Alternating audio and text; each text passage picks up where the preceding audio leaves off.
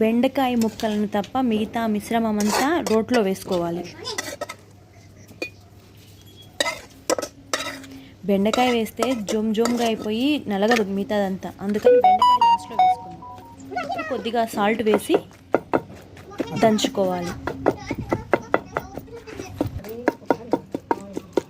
మొత్తం నలిగిన తర్వాత ఇప్పుడు బెండకాయ ముక్కలను వేసి మళ్ళీ దంచుకోవాలి.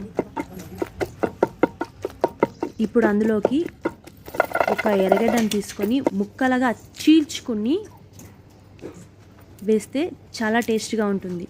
కట్ చేస్తే అంత టేస్ట్ రాదండోయ్, అలా చీల్చుకున్నప్పుడే చాలా రుచి వస్తుంది. మొత్తం అలా చీల్చి వేసేసినాక మరొకసారి మళ్ళీ ఒకసారి దంచుకోవాలి. ఆ తర్వాత మొత్తం తీసుకొని ఒక గిన్నెలోకి వేసుకొని